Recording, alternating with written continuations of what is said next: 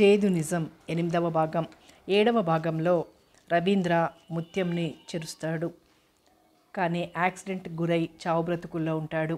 ఇక ముత్యం పాడైందని తెలిసినా కూడా ఎంకులు పెళ్లి చేసుకోవడానికి సిద్ధపడతాడు. కథ కొనసాగుతుంది. హాస్పిటల్లో బెడ్ మీద తలా చేతులు కాలు కట్లతో ముఖమంతా కట్లతో స్పృహ లేకుండా పడి ఉన్నాడు రవీంద్ర. అతని మంచం దగ్గర కనులొత్తుకుంటూ వరలక్ష్మి తన సర్వస్వం కోల్పోతున్నట్లు ముఖమంతా దిగులావరించగా శివరావు బల్లల మీద కూర్చుని ఉన్నారు. ఎడతెరిపి లేకుండా హాస్పిటల్కి మిత్రులు పరిచయస్తులు వచ్చిపోతూనే ఉన్నారు. వాడెప్పుడు స్కూటర్ డ్రైవ్ చేసేప్పుడు బ్యాలెన్స్ తప్పడే ఎలా స్కూటరు చెట్టుకు ఢీకొంది అనే ఆలోచన ప్రశ్న ఇద్దరిని వేధిస్తోంది. స్కూటర్ కండిషన్ బాగానే ఉంది, బ్రేకులు బాగానే ఉన్నాయి అన్నాడు ఇన్స్పెక్టర్. మనవాడు కంట్రోల్ తప్పాడంటావా అని అనుమానంగా శివరావు వరలక్ష్మిని ప్రశ్నిస్తే, వరలక్ష్మి ఏమోనండి, వాడు తాగితే హాస్పిటల్కి వెళ్ళడు, అలాంటిది స్కూటర్ మీద ప్రయాణం చేస్తాడా? ఏమో భగవంతుడా, ఎంత ఆపద వచ్చిందిరా నాయనా అని తల కొట్టుకుందామే. అసలు విషయం తెలియదెవరికి. ముత్యంతో పెనుగులాడి అలసిపోయాడు రవీంద్ర. అంతేకాక ఈ విషయం ముత్యం ఎంకులతో గాని చెప్పిందంటే వాడు తన అంతు చూస్తాడు. గంగులు నాన్నగారితో ఫిర్యాదు చేయవచ్చు. గంగులు తనను ఎత్తుకు తిరిగిన ముద్దులాడిన గంగులు తనను ఏవగించుకుంటాడు. ముత్యం ఇష్టంగా తనకు లొంగిపోతే ఎంతో బాగుండును.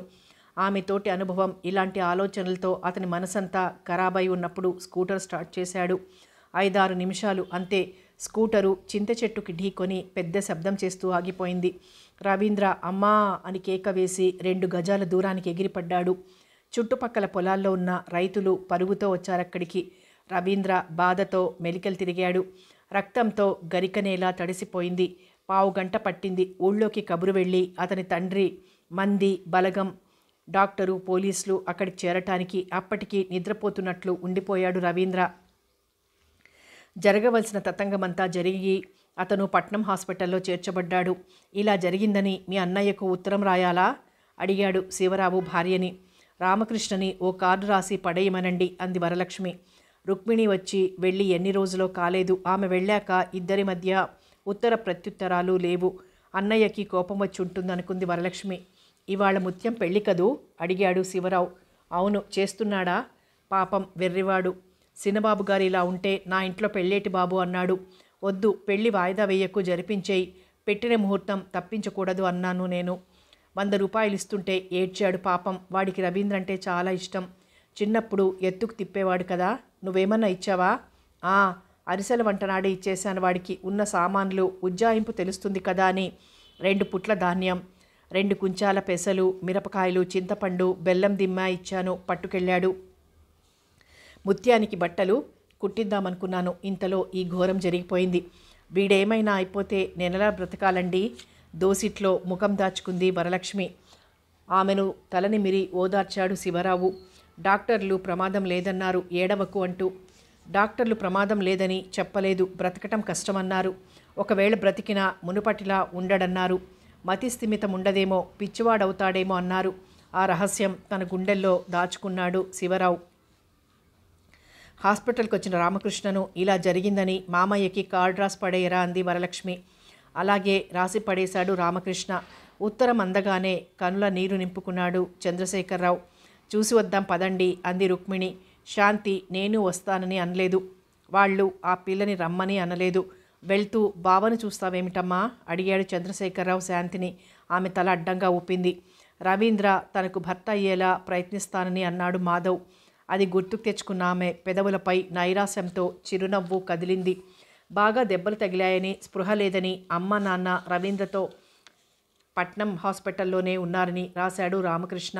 ఎక్కడ దెబ్బలు తగిలాయో, ఎలా ఉంటాడో అతని పాపం అతనిలా శపించి ఉంటుంది అనుకుంది శాంతి. ఏది ఏమైనా రవీంద్రని పెళ్లి చేసుకోవాలనే నిర్ణయం. మాధవ్ తర్వాత రవీంద్ర అంగీకరించలేదని తనకు తెలిసాక తన తల్లిదండ్రులు చేసిన బోధలతో మనసు ఊగిసలాడటం ప్రారంభించింది. ఇప్పుడు అతను చావు బ్రతుకుల మధ్య ఉన్నాడు. ఒకవేళ బ్రతికినా ఏదైనా అంగవైకల్యం వస్తుందేమో. అలా అయినా అతన్ని పెళ్లి చేసుకుంటుందా ఏమో. చిరాగ్గా తలగొక్కుంది శాంతి. శాంతికి సోదెమ్మ సాయంగా ఉంది. ఆమె అమ్మాయి నీ పెళ్ళెప్పుడే అని అడిగితే ఏమో నాకు తెలియదు అనేసింది శాంతి. మేనరికం తేలిపోయిందటగా మళ్ళీ ప్రశ్న. అది నాకు తెలియదు అంది శాంతి. వీళ్ళు ఎందుకో ఇలా ఆరాలు తీస్తారు అనే విసుగుతో. ఏం చూద్దామే తల్లి అని బుగ్గలు నొక్కుంది సోదెమ్మ. శాంతి మాట్లాడలేదు. మాధవ్కి ఉత్తరం రాయాలి అనుకుని ఓ కార్డు తీసి, రవీంద్రకు యాక్సిడెంట్ అయిందట, అమ్మ నాన్న పట్నం వెళ్ళారు, 2 రోజుల్లో తిరిగి వచ్చేస్తామన్నారు, నువ్వు తీరా మీ ఇష్టమన్నాక శర్మగారు తెచ్చిన 4 సంబంధాలు నచ్చలేదు అమ్మా నాన్నకి, వేరే సంబంధం మంచిది చూడమన్నారు శర్మగారిని. నా విషయం నేనేమీ తేల్చుకోలేకపోతున్నాను. మాధవ్, ఓసారి వీలు చూసుకుని రా, నీతో ఇంకా కొన్ని విషయాలు చెప్పాలి అని రాసి అడ్రస్ అని క్షణం ఆలోచించి చంద్రశేఖరరావు బంధువుల అడ్రస్లు రాసి దాచుకునే పుస్తకం బీరువా సొరుగులోంచి తీసింది. అందులో ఫస్ట్న ఉన్నది మాధవ్ అడ్రస్సే. రాసి సోదమ్మ కొడుక్కిచ్చి పోస్ట్ చేయమంది శాంతి. వరలక్ష్మి రుక్మిణిని కావలించుకొని, వీడు నా కడుపులో చిచ్చు పెడుతున్నాడు వదినా అని బోరు నేడ్చింది. పర్వాలేదు, కోలుకుంటాడు, నువ్వు అలా దిగులు పడకూడదు అని ఆమె తలనిమిరి ఓదార్చింది రుక్మిణి. చంద్రశేఖరరావు మౌనంగా రవీంద్ర తలకట్టు నుదురు స్పృశిస్తూ, ఎంత పని జరిగిందిరా బాబు అన్నాడు రుద్ధస్వరంతో. కొంచెంసేపు అందరి మధ్య నిశ్శబ్దం. తర్వాత యాక్సిడెంట్ ఎలా జరిగింది? రవీంద్ర మధ్యాహ్నం భోజనం చేస్తూ, అమ్మా అలా కడుపు నిండా అన్నం తినిపించేయకమ్మా, నిద్రొస్తుంది, ఇవాళ పాలెం వెళ్ళి కేసులు చూడాలి అన్నాడని, తను పెళ్లి ప్రస్తావన తెచ్చానని, అతడు మామూలుగా కొంతకాలం నన్ను స్వేచ్ఛగా ఉండనియండి అనేశాడని రవీంద్ర కబుర్లే గతం తలుచుకుని చెబుతూ మధ్య మధ్య రోధించింది వరలక్ష్మి. ఒకరోజు మాత్రం ఉండి వస్తాం, ధైర్యంగా ఉండండి అని చెప్పి తమ ఊరికి ప్రయాణమయ్యారు చంద్రశేఖరరావు, రుక్మిణి. వచ్చిన తల్లిదండ్రుల వైపు ఆత్రంగా చూస్తూ, ఎలా ఉన్నాడమ్మా బావా అని అడగలేకుండా ఉండలేకపోయింది శాంతి. ప్రాణాపాయం లేదంటున్నారట డాక్టర్లు, చెప్పాడు చంద్రశేఖరరావు. అతనికి అలా జరిగినందుకు వారిద్దరూ విచారించారు, పాపమని సానుభూతి వ్యక్తం చేశారు. మరి వారం రోజుల నాడు కిరణ్ని తీసుకుని వచ్చాడు మాధవ్. వీధి గుమ్మంలో నిల్చున్న శాంతి భుజానికి బ్యాగ్ తగిలించుకొని పచ్చగా అందంగా మంచి పర్సనాలిటీతో వచ్చే యువకుని వైపు కనులు పెద్దవి చేసి చూసింది. వెంటనే ఇంట్లోకి పరుగులాంటి నడకతో వెళ్ళిపోయింది. వంట చేస్తున్న తల్లి దగ్గరికి వెళ్ళి, అమ్మా మాధవ్ ఇంకెవరో ఇంకో అతను వస్తున్నారమ్మా చెప్పింది. ఆమె స్టవ్ తగ్గించి చేతులు కడుక్కొని పైకి దోపిన కుచ్చెళ్ళు సరిచేసుకొని పైటి చెంగుతో చేతులు తుడుచుకుంటూ వీధి నడవ వైపు వెళ్ళింది. ఆమెకు ఎదురయ్యాడు మాధవ్. అతని వెనక కిరణ్. బాగున్నావా అని చిరునవ్వుతో మాధవ్ని పలకరించింది. అతని వెనక నిల్చున్న వ్యక్తి వైపు ప్రశ్నార్థకంగా చూసింది రుక్మిణి. నేను చదువుకునే రోజుల్లో చెప్పేవాణ్ణిగా ఆంటీ కిరణ్ అని, వాడు నన్ను చూడాలని వచ్చాడు, రా మా ఊరు వెళ్దామని తీసుకొచ్చాను, పరిచయం చేశాడు మాధవ్. కిరణ్ చిరునవ్వుతో చేతులు జోడించి నమస్కరించాడు. తర్వాత మాధవ్ శాంతి అని పిలిచాడు. వీధి గుమ్మంలో నిల్చుని తమని చూడగానే లోపలికి ఆమె పరుగు తీయడం అతను చూడకపోలేదు. కిరణ్తో చెప్పాడు కూడా, అదిగో చూడు, ఆ అమ్మాయి నిల్చుందే, అదే మా ఇల్లు, ఆ అమ్మాయి నాకు చెల్లెలవుతుందనుకో, చంద్రశేఖరరావు గారు నన్ను పెంచారు, పెంచిన వాళ్ళని తండ్రిగానే సంబోధిస్తాం కదా, ఆయన కూతురు, పేరు శాంతి అని చెప్పాడు. శాంతి కొంచెం బెరుకుగా కాస్త సిగ్గుగా ఆ గది ద్వారం దగ్గరకు వచ్చి నిల్చుంది. చెప్పేవాణిగా శాంతి అని, తనే నాకు సిస్టర్ అని చెప్పాడు మాధవ్. ప్రతి నమస్కారాలు అయ్యాక వెనుకకు వెళ్ళిపోయింది శాంతి. సిస్టరా, కొత్త బస్ చెప్తున్నాడే నవ్వుకుంది రుక్మిణి. అక్కడే సోఫాలో కూర్చున్నారిద్దరు. 5-6 నిమిషాల్లో ఇద్దరికి బ్రూ కాఫీ తెచ్చిచ్చింది రుక్మిణి. తర్వాత వాళ్ళ ఎదురుగా కుర్చీలో కూర్చుని, బాబు నువ్వెక్కడైనా ఉద్యోగం చేస్తున్నావా, మీ వాళ్ళంతా బాగున్నారా అడిగింది రుక్మిణి. మా వాళ్ళంటే నాన్నగారు పోయారు, మా పిన్ని పుట్టింటికి వెళ్ళిపోయింది, నేను ఆంధ్రా బ్యాంకులో పనిచేస్తున్నాను, మా చెల్లెలు నా దగ్గరే ఉంటుంది, అది బీఈడీ చేసింది, మా ఊర్లోనే ఓ ప్రైవేట్ స్కూల్లో టీచర్గా చేస్తుంది, మీ దయ వలన బాగున్నామమ్మా అన్నాడు కిరణ్. సంతోషం బాబు, బుద్ధిమంతుడివి, వృద్ధిలోకి వచ్చావు, సంతోషంగా ముచ్చటగా అతని వైపు చూస్తూ అంది రుక్మిణి. మాధవ్, ముఖం కడిగి బట్టలు మార్చుకోండి, టిఫిన్ తిని అలా అబ్బాయికి మన ఊరు చూపిద్దు గాని అంది రుక్మిణి. అలాగే అని లేచి నిల్చున్నాడు మాధవ్. తర్వాత మామయ్య ఇంట్లో లేరా ఆంటీ అడిగాడు మాధవ్. లేదు, రవీంద్రకు యాక్సిడెంట్ అయింది, నీకు తెలుసా, అతన్ని చూడాలని వెళ్ళారు. రవీంద్రకు యాక్సిడెంటా, నాకు తెలియదే, ఎలా ఉంది ఇప్పుడు, దెబ్బలు తగిలాయా ఆతృతగా ప్రశ్నించాడు మాధవ్. ప్రాణాపాయం లేదు కానీ పాపం స్పృహ వచ్చిందట, కానీ మనని గుర్తుపట్టలేకపోతున్నాడట, పిచ్చి చూపులు చూస్తున్నాడట, నేను వెళ్తానైతే, నాకు తెలియదు అసలు, అరే పాపం అని తన విచారాన్ని వ్యక్తం చేశాడు మాధవ్. వాళ్ళు ముఖాలు కడిగి బట్టలు మార్చుకొని వచ్చేసరికి వేడివేడి ఉప్మా 2 ప్లేట్లతో తెచ్చిచ్చింది రుక్మిణి. ఆ రోజు ఊరు చూపించి మర్నాటి ఉదయాన్నే తను, శాంతి, కిరణ్ కలిసి పొలాల వైపు వెళ్దామనుకున్నాడు మాధవ్. కానీ మర్నాడు రవీంద్రను చూడదలుచుకోవటంతో ఆ రోజే పొలాలు చూపిస్తాను, ఊరుదేముందులే చూడటానికి అని పొలాల వైపు తీసుకెళ్లాడు కిరణ్ని. చెరువుగట్టున పొలాల అంచున కూర్చున్నారిద్దరు. ఇవన్నీ మామయ్య గారివే అని చెయ్యి చాపి సరిహద్దులు చూపిస్తూ చెప్పి, ఈ ఆస్తులన్నీ నాకు శాంతికి చెరిసగమిస్తామంటున్నారు మామయ్య. నాకెందుకు అంతా శాంతికి ఇవ్వండి అంటున్నాను నేను అన్నాడు మాధవ్. శాంతి అంటే చంద్రశేఖరరావు గారు అమ్మాయే కదూ, చెప్పేవాడివి ఆ అమ్మాయి బాగా పాడుతుందని మనల్ని చూస్తూ ఇంట్లోకి పరుగు తీశారు అడిగాడు కిరణ్. అవును, పల్లెటూరులో ఉంటుంది కదా, మగవారితో మాట్లాడటమన్నా వారి ఎదుట తిరగటమన్నా బిడియపడుతుంది అన్నాడు మాధవ్. ఇద్దరి మధ్య 2 నిమిషాలు నిశ్శబ్దంగా దొర్లాయి. కిరణ్ని చంద్రశేఖరరావుకి చూపించాలని తీసుకొచ్చాడు మాధవ్. ఆయన లేరు. రేపు తను కూడా కిరణ్ని తీసుకువెళ్తే బాగుంటుందా? అతను వచ్చేదాకా వెయిట్ చేద్దామంటే ఇద్దరు 4 రోజుల లీవ్ మీదే వచ్చారు. 2 రోజులు గడిచిపోయింది. 4 రోజులు సెలవు పెట్టి ఓసారి రా అని మాధవ్ రాసిన ఉత్తరం చూసుకొని వచ్చాడు కిరణ్. తనొక ఆశతో వచ్చాడు మాధవ్ దగ్గరికి. తీరా వచ్చాక మంచి ఉద్యోగం, ఆస్తి, అతన్ని ఆదుకునే తల్లిదండ్రుల్లాంటి అత్తయ్య, మామయ్యలు, తనది అత్యాశ అనుకుంటాడేమో అని కిరణ్ ఆలోచిస్తున్నాడు. మీ శాంతి చాలా అందంగా ఉంటారు కదూ, మ్యాచ్ కుదిరిందా అడిగాడు మనఃపూర్వకంగా కాకపోయినా మాట్లాడాలని నిశ్శబ్దాన్ని భంగపరుస్తూ కిరణ్. అవును, మా శాంతి బంగారు బొమ్మ, మనసు కూడా చాలా సున్నితమైనది అన్నాడు మాధవ్. మ్యాచ్ కుదిరిందా మళ్ళీ అడిగాడతను. లేదు, మేనత్త కొడుకు ఇవ్వాలనుకునేవారు, అది ఫెయిల్ అయింది. అతనిప్పుడు యాక్సిడెంట్ అయి హాస్పిటల్లో ఉన్నాడట. రేపు వెళ్ళి అతన్ని చూసి అలా పోవాలనుకుంటున్నాను. నువ్వు నాకు కూడా వస్తావా? లక్ష్మి ఒక్కతిని వదిలొచ్చాను, బామ్మగారు దానికి సాయంగా ఉంటుందనుకో, అయినా వెళ్ళిపోవాలి అన్నాడతను. మళ్ళీ వీలు చూసుకుని మామయ్య ఉన్నప్పుడు వద్దాం అన్నాడు మాధవ్. బాగా పొద్దుపోయాక ఊరి వైపు నడిచారు మిత్రులిద్దరూ. రుక్మిణి మాధవ్కి ఇష్టమైన ఆగాకరకాయ వేపుడు, కందిపచ్చడి, మిరియాల చారు, అప్పడాలు వడ్డించింది అన్నంలో. కిరణ్, మా ఆంటీకి నేనంటే ఎంత ప్రేమ అనుకున్నావు, ఇవన్నీ నాకు ఇష్టమైనవి తెలుసా అన్నాడు మాధవ్ అన్నంలో నెయ్యి కలుపుకుంటూ. అదృష్టవంతుడివి అన్నాడు కిరణ్. నిజమే, అదృష్టవంతుడినే. తల్లిదండ్రుల్లా ప్రేమించే మామయ్య, ఆంటీ, చెల్లెల్లా అభిమానించే మా శాంతి అదృష్టం కదూ అన్నాడు మాధవ్. రుక్మిణి, రవీంద్రకు యాక్సిడెంట్ ఎలా అయిందో, అతని తల్లిదండ్రులు ఎంత విచారంలో మునిగిపోయారో చెప్పింది. మా వరలక్ష్మి ఎంతకాలంగానో దీర్ఘవ్యాధితో పీడింపబడినట్లు పీక్కుపోయిందనుకో పాపం. శివరావు అన్నయ్య గారు పిచ్చివాడిలా ఉన్నారు. ఏదైనా కాస్త అటు ఇటు ధైర్యంగా తిరిగేవాడు రామకృష్ణే అంది రుక్మిణి. అంది వచ్చిన కొడుకు పేరు డబ్బు సంపాదిస్తూ వృద్ధిలోకి రావాల్సిన వాడికలా జరిగిందంటే విచారం కాక మరేమిటి అన్నాడు మాధవ్. భోజనాలు అయ్యాక తమ పడక గదిలో కిరణ్ ముందు ఓ పుస్తకం పడేసి, మా శాంతితో అస్సలు మాట్లాడనే లేదు, వస్తాను చూస్తూ ఉండని చెప్పి శాంతి, రుక్మిణి అన్నాలు తింటున్న గదిలోకి వచ్చాడు మాధవ్. రా కూర్చో, రేపు ఉంటున్నావా? మామయ్య 2 రోజులుండి వస్తానని అన్నారు. చాలా బాధపడుతున్నారులే. మన పిల్లని చేసుకోకపోతే పోయే, వాడు బతికి బట్ట కడితే అదే సంతోషం. ఎంత ఉపద్రవం వచ్చింది, ఎంత ఘోరం జరిగిపోయిందని విచారిస్తుంటారు అంది రుక్మిణి. నిజమే పాపం, నాకు అదే బాధ అనిపించింది అన్నాడు మాధవ్. తర్వాత ఈ సంవత్సరం మామయ్య పెళ్ళిళ్ళు చెయ్యనన్నారు. రవీంద్రకు అలా జరిగింది కదా, ఎలా ఉంటాడో ఏమో అంది రుక్మిణి. అబ్బా, ఎంతసేపు అవే మాటలు, మరే విషయం మాట్లాడవు అంది విసుగ్గా శాంతి.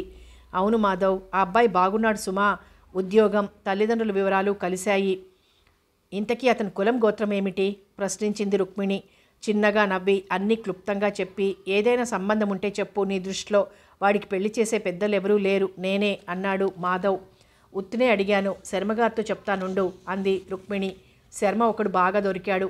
గ్లాసుడు కాఫీ తాగి గంట కూర్చొని నాన్నగారిని ఉబ్బేసి చెప్పిన మర్నాడే ఫోటోలతో సహా సంబంధాలు తెచ్చేస్తాడు. అటువైపు నుంచి కమిషను ఎంత తీసుకుంటాడో మరి అంది శాంతి. ఊరుకోవే, అతనే కమిషను అడగడు, పెద్దవాడు, అలా అనకూడదు అంది రుక్మిణి నవ్వుతూ. ఇస్తే తీసుకుంటాడు అంది శాంతి. నవ్వి ఊరుకున్నాడు మాధవ్. తర్వాత శాంతి బయటకు భోజనం ముగించొచ్చాక నెమ్మదిగా అడిగాడు మాధవ్. శాంతి, రవీంద్ర గురించి బాధపడుతున్నావా అని. తల అడ్డంగా ఊపి, అతనికి అలా జరగాల్సిందే అంది కసిగా శాంతి. ఆశ్చర్యంగా ఆమె ముఖంలోకి చూస్తూ, ఏ పరిస్థితుల్లోనైనా అతన్నే పెళ్లి చేసుకుంటానని నువ్వు అని ఆగిపోయాడు మాధవ్. నీతోటి కాసేపు మాట్లాడాలి మాధవ్, కొన్ని విషయాలు చెప్పాలి. నా మానసిక సంఘర్షణకు పరిష్కారం ఏమిటో నువ్వే చెప్పాలి. వీలుంటుందా? అలా డాబా మీదకి వెళ్దాం, వస్తావా అడిగింది శాంతి. పద అన్నాడు మాధవ్. కొన్ని విషయాలు చెప్పాలి. డాబా పిట్టగోడవార గొంతుగ్గా కూర్చుని మోకాళ్లకు చేతులు చుట్టి తూర్పు నుంచి పైకి ఎగబాకే కృష్ణపక్ష చంద్రుడి వైపు చూసి దీర్ఘంగా నిట్టూర్చి, ఇలా కూర్చో మాధవ్. తన ఎదుర చోటు చూపించింది శాంతి. చతికిల బిడి మఠం వేసుకొని కూర్చుని చెక్కిలికి చెయ్యాల్సి, ఏమిటి చెప్తావన్నట్టు ఆమె ముఖంలోకి చూశాడు మాధవ్. నాకు అక్క చెల్లెలు అన్న ప్రాణమిత్రులు లేరు. అత్తయ్య గారి ఊర్లో ముత్యం ఉంది. దానికి చెప్పినా అది ఆలోచించి నువ్వు ఇలా చెయ్యని చెప్పలేదు. నాకు ధైర్యం ఇవ్వలేదు. నేను రవీంద్రని ఎందుకు పెళ్లి చేసుకుంటానని అన్నానో కారణం తెలుసా అడిగింది శాంతి.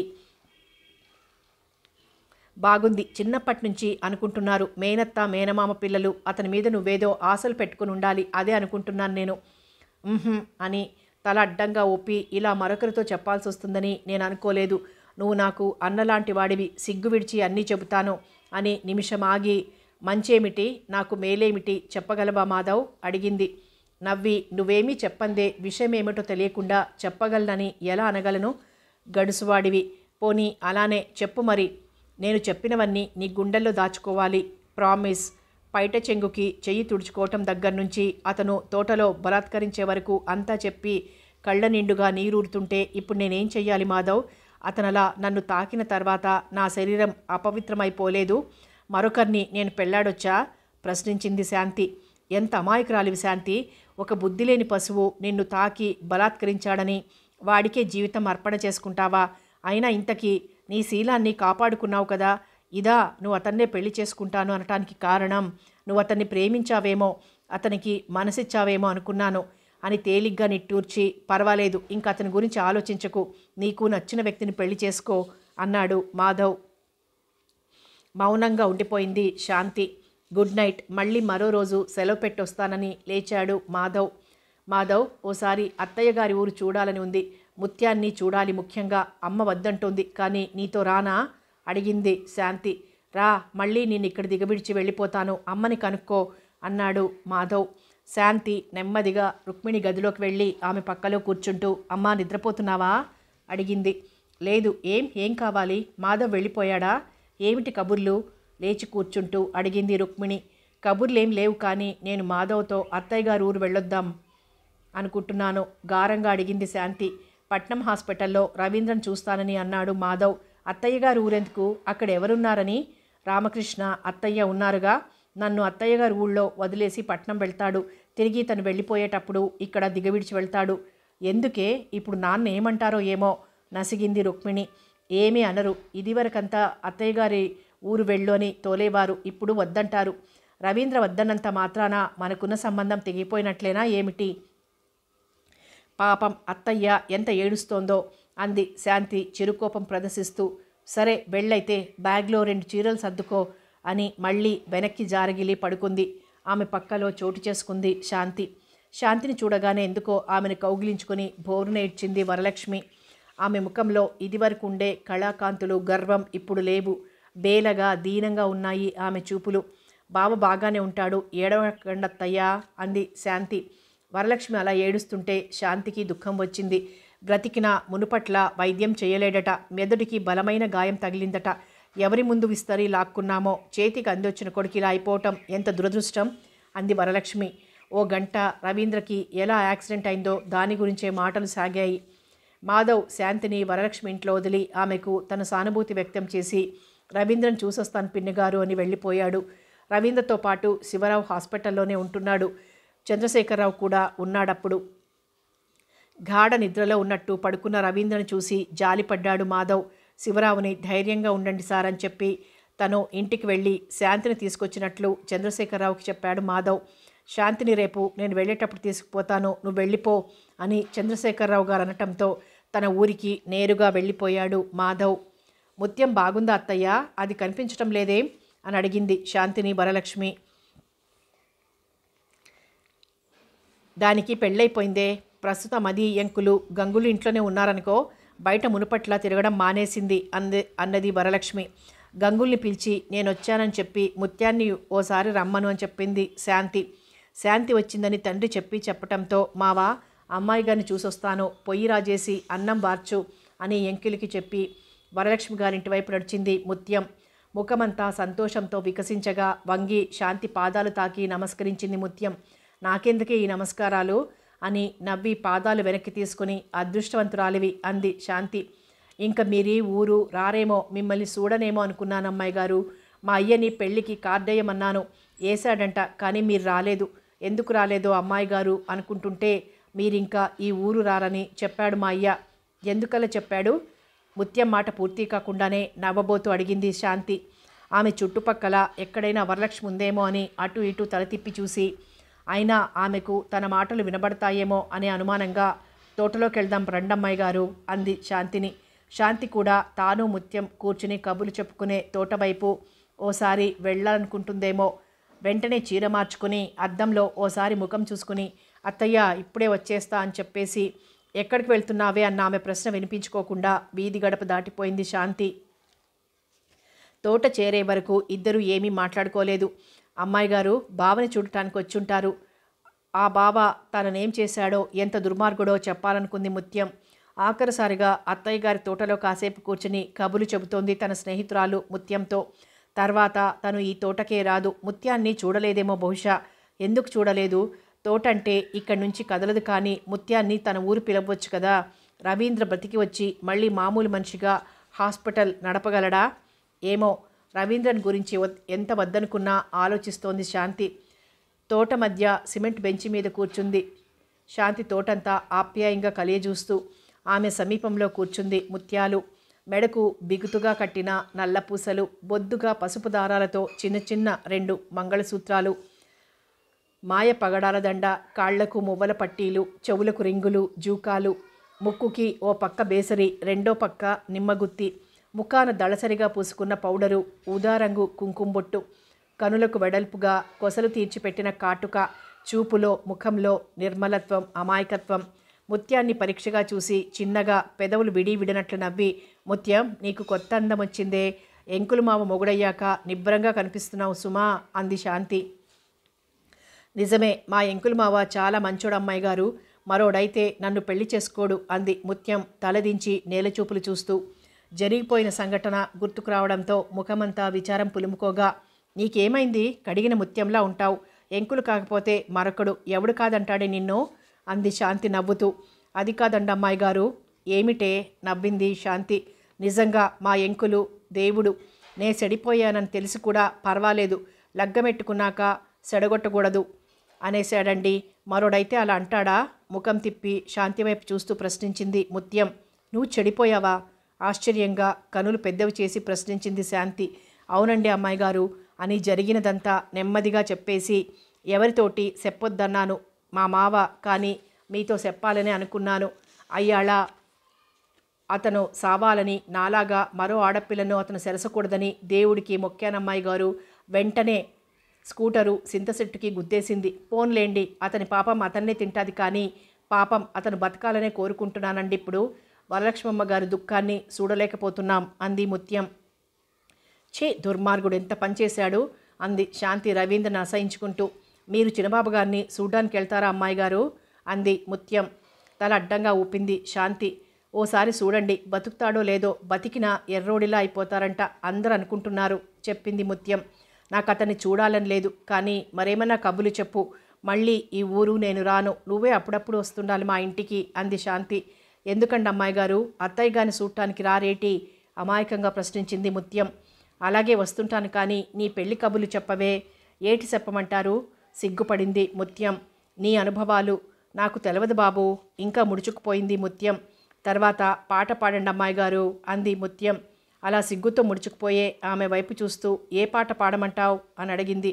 ఒక్కో పాట పేర్లు చెప్పి ముత్యం పాడమంటే 4 పాటలు పాడింది శాంతి. చాలా పొద్దుపోయే వరకు మాటలు పాటలు తోటలోనే గడిపారు శాంతి ముత్యం. జామకాయలు 2 చెట్టెక్కి కోసింది ముత్యం. చెరొక్కాయ కొరుకుతూ ఊరివైపు నడిచారిద్దరు. ఇంత పొద్దుపోయే వరకు ఎటుపోయావే? మీ నాన్నొచ్చాడు, మాధవ్ అలా వెళ్ళిపోయాడట చెప్పింది వరలక్ష్మి శాంతిని చూసి. డాడీ వచ్చారా? ముత్యం నేను అలా కబులు చెప్పుకుంటూ కూర్చుంటే వేళ తెలియలేదత్తయ్యా అని ఎప్పుడు ఈ ఊరొచ్చినా తన తండ్రికి అత్తయ్య ఇచ్చే గదివైపు నడిచింది శాంతి. కబులతో వేళ తెలియలేదట. ఏమున్నాయో అన్ని కబుర్లు నవ్వుకుంది వరలక్ష్మి. రేపు ఉదయం వెళ్ళిపోదామమ్మా, నిన్ను 4 రోజులు ఉండమంటుంది అత్తయ్య, ఉంటావా అడిగాడు చంద్రశేఖరరావు. కూతురు తన దగ్గరకు వచ్చి తాను ఎక్కడికి వెళ్ళిందో చెప్పిన తర్వాత తల అడ్డంగా ఊపి, వచ్చేస్తాను. మాధవ్ ఫ్రెండ్ కిరణ్ మన ఊరొచ్చాడు డాడీ, మీరు లేరు చెప్పింది శాంతి. అవునట, మాధవ్ చెప్పాడు అన్నాడు చంద్రశేఖరరావు. ఆమె రవీంద్ర గురించి ఒక్క ప్రశ్న కూడా వెయ్యనందుకు ఆశ్చర్యపోయి, బాబాయ్ ఎలా ఉన్నాడని అడగలేదేం శాంతి అన్నాడు చంద్రశేఖరరావు. శాంతి మౌనంగా ఉండిపోయింది. వాణ్ణి చూడాలనుకుంటున్నావా అడిగాడు మళ్ళీ. లేదన్నట్లు తల ఊపింది శాంతి. ఆమెను పెళ్లి చేసుకోవటానికి అంగీకరించలేదని కోపమై ఉంటుంది అనుకున్న చంద్రశేఖరరావు, సర్లే అయితే ఇంటికి వెళ్ళిపోదాం. కిరణ్ ఎలా ఉంటాడు, నువ్వు చూసావా అడిగాడు. చూశాను, చాలా బాగుంటాడు డాడీ, మంచి పర్సనాలిటీ, రంగు అది. అతనెంతో పేదవాడిని చెప్పాడు మాధవ్. అతను అలా కనిపించలేదు, పెద్ద ఆఫీసర్లా ఉన్నాడు చెప్పింది గబగబా శాంతి. తర్వాత అలా చెప్పకూడదేమో అని సిగ్గుపడింది. తల పంకించి నవ్వుతూ, కష్టపడి పైకొచ్చినవాడు అని మాత్రం అన్నాడు చంద్రశేఖరరావు. మర్నాడు ఉదయం వాడికేమీ పర్వాలేదు, ధైర్యంగా ఉండు అని చెల్లెలికి చెప్పి కూతురు తీసుకుని ప్రయాణమయ్యాడు చంద్రశేఖరరావు. 4 రోజులు ఉండి వెళ్ళవే మరోసారి అడిగింది వరలక్ష్మి శాంతిని. మళ్ళీ వస్తాలే అత్తయ్యా అంది శాంతి. ఎవరికీ పెళ్లి సంబంధాలు అనే ప్రసక్తి లేకుండానే 6 నెలలు గడిచిపోయాయి. ఆ సంవత్సరం దాటి మరో సంవత్సరం పేరు నడుస్తోంది. శర్మగారేవో సంబంధాలని ఇంటికొచ్చి చెప్పబోతే రుక్మిణి చెప్పేసింది, ఈ సంవత్సరం పెళ్ళిళ్ళు వాయిదా వేశాం శర్మగారు. మా ఆడబిడ్డ కొడుకు యాక్సిడెంట్ అయి చావు తప్పి కన్ను లొట్టపోయిందన్నట్టు మతి లేకుండా తిరుగుతున్నాడు. వాళ్ళు కష్టంలో ఉన్నారు. మనం సంబరంగా పెళ్ళిళ్ళు జరిపించడం బాగుండదు. వచ్చే సంవత్సరం చూద్దాం అనేసింది. అదే మాట మాధవ్ దగ్గర అంది. శర్మ వచ్చినా కాసేపు కూర్చుని వెళ్ళిపోతాడంతే. మంచి ఉద్యోగంలో ఉన్నాడు, బుద్ధిమంతుడు. కిరణ్కి శాంతినిచ్చి పెళ్లి చేస్తే బాగుంటుందని ఎన్నోసార్లు చంద్రశేఖరరావు దగ్గర, రుక్మిణి దగ్గర చెప్పబోయి ఊరుకున్నాడు మాధవ్. చందాలు దండి చదువుకున్న వాడికి నా కూతుర్ని ఇవ్వమంటావా అని వాళ్ళంటారేమో అని ఓసారి రుక్మిణి శాంతి మాధవ్ ఊరు వెళ్ళినప్పుడు అడిగింది రుక్మిణి, నీ ఫ్రెండ్ ఈ మధ్య రావటం లేదా, ఏ ఊళ్ళో ఉన్నాడు అని. ఆమె శాంతిని తీసుకుని తరచుగా మాధవ్ ఇంటికి వెళ్తోంది ఈ మధ్య. చెల్లెలికి సంబంధాలు చూస్తున్నాడట, 2 ఉత్తరాలు రాశాను, ఓసారి వచ్చి వెళ్ళు అని చెప్పి అతను ఉన్న ఊరు చెప్పాడు మాధవ్. తర్వాత అతని ఉద్యోగం, జీతం వివరాలు అడిగింది. తరువాత కొంతసేపు ఏదో ఆలోచిస్తున్నట్లు మౌనంగా ఉండిపోయి మాధవ్ పిలిచింది రుక్మిణి. తల తిప్పి ఆమె ముఖంలోకి ప్రశ్నార్థకంగా చూశాడు మాధవ్. కిరణ్ మంచివాడు కదూ? మంచివాడే అత్తయ్య, కష్టపడి చదివి ఎన్నో ఒడిదుడుకులు ఎదుర్కొని పైకొచ్చినవాడు అన్నాడు మాధవ్. మన శాంతిని అతనికిస్తే ఎలా ఉంటుందంటావు అడిగింది రుక్మిణి. తన మనసులోని మాట ఆమె నోటి మీదుగా వచ్చినందుకు చాలా సంతోషించాడు మాధవ్. నా ఉద్దేశంలో బాగానే ఉంటుంది, శాంతి సుఖపడుతుంది.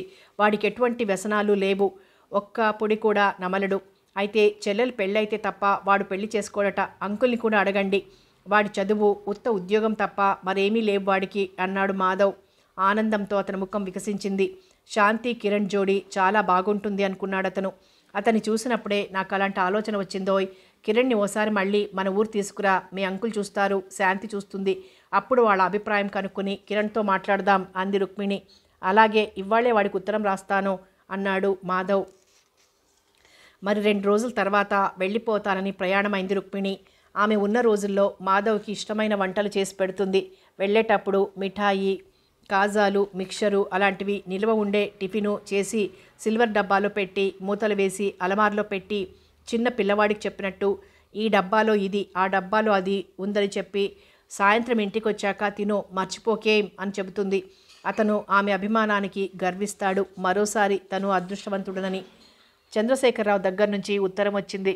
రుక్మిణి, శాంతి క్షేమంగా చేరారని, కిరణ్ని తీసుకుని ఒకసారి రా అని. అవి అందులో విషయాలు. వెళ్తూ కిరణ్ తనను ఆహ్వానించాడు. అతనింటికి వెళ్ళి అతన్ని అలా పిలుచుకుని వెళ్తే బాగుంటుందేమో అనుకున్న మాధవ్ మర్నాడే ఛార్జ్ అసిస్టెంట్కి ఇచ్చి జాగ్రత్తలు చెప్పి కిరణ్ ఊరు బయలుదేరాడు. అతని అడ్రస్ కనుక్కోవటం ఏమంత కష్టం కాలేదు అతనికి. కిరణ్ నేమ్ బోర్డు వీధి వరండా గోడకు వేళ్లాడుతోంది. ఆ టైంలో కిరణ్ ఇంట్లో ఉంటాడో లేదో అనే అనుమానంతోనే సన్నగా వేళ్లతో తలుపు తట్టి కిరణ్ అని పిలిచాడు. మధ్యాహ్నం 1 గంట అయింది టైము. నెమ్మదిగా తలుపు తెరుచుకుంది.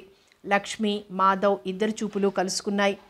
10 ఏళ్ల పిల్లగా ఉన్నప్పుడు సన్నగా, తెల్లగా, సరి అయిన పోషణ లేని లక్ష్మి చింపిరి గౌన్లతో ఉంగరాల జుట్టు పీచులా ఎదుగుతుంటే, సవతి తల్లి వెనక ఆమె చెప్పిన పనులు భయం భయంగా చేస్తుండే అమ్మాయి. పెద్ద పెద్ద కనులు, అందమైన తలకట్టు, కోలని గుండ్రని కాని ముఖం, పొడవు పొట్టి, లావు సన్నము కాని ఆమె అందమైన రూపాన్ని చూసి ఆకర్షితుడయ్యాడు క్షణం. వెంటనే చూపులు మరల్చుకుని, కిరణ్ లేడా అండి అడిగాడు తడబాటుగా. చెదిరిన క్రాఫు, చెమట పట్టిన ముఖం, అలసినట్లున్న చూపులు, చేతిలో బ్యాగ్. తన ఎదుట నిల్చున్న వ్యక్తి వైపు చూసి తడబాటుగా, మంచినీళ్లు కావాలా అండి అంది లక్ష్మి. అతని పెదవులపై చిరునవ్వు లాస్యం చేసింది. తన ప్రశ్నకిది జవాబు కాదు అనుకుని చేతిలో బ్యాగ్ క్రింద పెట్టి ప్యాంటు జేబులోని రుమాలు తీసి ముఖం తుడుచుకుంటూ ఇవ్వండి అన్నాడు. ఆమె లోపలికి వెళ్ళి గ్లాస్లో మంచినీళ్లు తెచ్చి చాపిన అతని చేతికి అందిస్తూ, అన్నయ్య సాయంత్రం 5 గంటలకు వస్తాడు. మీ పేరేమిటి, ఎవరని చెప్పమన్నారు అడిగింది. ఆమెకు గుర్తులేదు, అతన్ని మర్చిపోయింది. నా పేరు మాధవ్ అంటారు. బల్ల కానీ కుర్చీ కానీ ఉంటే ఇస్తారా, ఇలా కూర్చుంటాను అన్నాడు మాధవ్. అంటే అని ఆగి అతని ముఖంలోకి చూసింది లక్ష్మి. కిరణ్ స్నేహితుణ్ణి అన్నాడతను. ఓ నిమిషం ఆమె ఆలోచిస్తున్నట్లు మౌనంగా ఉండిపోయింది. తర్వాత వెనక్కి వెళ్ళి ఓ కుర్చీ తెచ్చి అతనికి ఇచ్చింది. అతను కుర్చీ వాల్చుకొని కూర్చుంటుంటే, భోజనం చేశారా అండి అడిగింది. చేశానులేండి అన్నాడు మాధవ్. నిజానికి అతను భోజనం చెయ్యలేదు. 10 గంటల ప్రాంతంలో ఏదో స్టేషన్లో బస్ ఆగితే టిఫిన్ చేశాడు. కిరణ్ ఇంటి దగ్గర లేకపోయినా లక్ష్మి ఇంట్లోనే ఉంటుందని, తన పేరు చెబితే ఆమె తనను గౌరవంగా ఆహ్వానించి అతిథి మర్యాదలు చేస్తుందని అనుకున్నాడు. కిరణ్ చెప్పాడు, ఆమె ఉదయం 7 గంటలకి స్కూలుకు వెళ్ళి 12 గంటలకు వచ్చేస్తుందని, 7 గంటల లోపలే కుక్కర్ పెట్టి వెళ్ళిపోతుందని, మిగతా వంట తను పూర్తి చేస్తాననీను. ఆమె వచ్చి భోజనం చేసి 2 గంటల వరకు రెస్ట్ తీసుకుని మళ్ళీ స్కూల్కి వెళ్తుందనీను. గ్లాస్ తీసుకుని ఇంట్లోకి వెళ్ళిపోయింది లక్ష్మి. కుర్చీలో వెనక్కి వాలి అలసటగా కనులు మూసుకున్నాడు మాధవ్. కిరణ్ పనిచేసే ఆఫీస్కి వెళ్దామనుకున్నాడు. కానీ బయట ఎండ నిప్పులు చెరుగుతోంది. ఏమిటి అమ్మాయి, కనీసం లోపలికి రండి అని కూడా అనలేదు. తన పేరు చెప్పాక కూడా తన అన్న స్నేహితుడిగా తనకు గౌరవం ఇవ్వలేదు అనుకునేసరికి అతనికి కొంచెం కష్టం అనిపించింది. 2 గంటలకి లక్ష్మి బయటకు వచ్చింది. పెద్ద నీలం బోర్డరు, తెల్ల చీర, నీలం రంగు జాకెట్, కాళ్లకు ఆకుచెప్పులు, మెడలో సన్నటి బంగారు గొలుసు, ఓ చేతికి వాచి, ఇంకో చేతికి 2 ఎర్రటి గాజులు. చాలా సింపుల్గా ఉందామే. గాజు గ్లాసులో అతని ముందు కాఫీ ఉంచి, తీసుకోండి అంది. తలుపు గడియపెట్టి తాళం వేస్తూ, మీకు అన్నయ్య ఆఫీస్ తెలుసనుకుంటాను అంది లక్ష్మి. తెలుసు పొడిగా జవాబిచ్చాడు మాధవ్ కాఫీ గ్లాస్ చేతిలోకి తీసుకుంటూ. గ్లాసు కుర్చీ మీరు వెళ్ళేప్పుడు ఈ పక్కింటి బామ్మగారికి అప్పగించండి, ఆమెకు చెప్పాను అంది లక్ష్మి. అలాగే అన్నాడు మాధవ్. తాళం చెవులు బ్యాగ్లో వేసుకుని వెళ్ళిపోయింది లక్ష్మి. నవ్వుకున్నాడు మాధవ్ ఆ పిల్ల ప్రవర్తనకు. కుర్చీ గ్లాసు తీసుకుని పక్కింటి బామ్మగారింటికి వెళ్లాలనిపించలేదు మాధవ్కి. కిరణ్ వచ్చే వరకు అలా గడపలోనే కూర్చోవాలని, అతనికి లక్ష్మి తనకు చేసిన మర్యాద తెలియాలని అనుకుని అలా అతను వచ్చే వరకు కూర్చోవాలని నిర్ణయించుకున్నాడు. గంటకోసారి వాచ్ చూసుకుంటూ 5 గంటలు దాటింది. కిరణ్ రాలేదు, లక్ష్మి రాలేదు. కుర్చీలోంచి లేచి చేతులు కట్టుకుని గుమ్మంలో పచారు చేయసాగాడు మాధవ్. అతనికి తెలియదు లక్ష్మి పావుగంట ముందే వచ్చి పక్కింటి బామ్మగారితో మాట్లాడుతూ కూర్చుందని, కిరణ్ రాక కోసం ఆమె కూడా ఎదురు చూస్తోందనిను. టైం 6 అవుతుంటే కిరణ్ వచ్చాడు. వస్తూనే, అరే ఎప్పుడు రావటం, ఇదేనా, లక్ష్మి ఇంకా రాలేదా, బయటే ఉండిపోయావు అని పలకరించి హడావిడిగా ప్యాంటు జేబులోంచి తాళం చెవులు తీసి తలుపు తెరిచాడు. మాధవ్ బయటే ఉండిపోయినందుకు నొచ్చుకుంటూ. అన్న వచ్చిన అలికిడి విని ఓసారి ఆ గడపలోంచి గడపలోకి తొంగి చూసి వచ్చింది లక్ష్మి. లక్ష్మి పక్క ఇంట్లోంచి రావటం గమనించిన మాధవ్, ఇప్పుడే రావటం, సాయంత్రం 4:30కే వచ్చేవాడిని, బస్సు లేట్ అయింది అన్నాడు.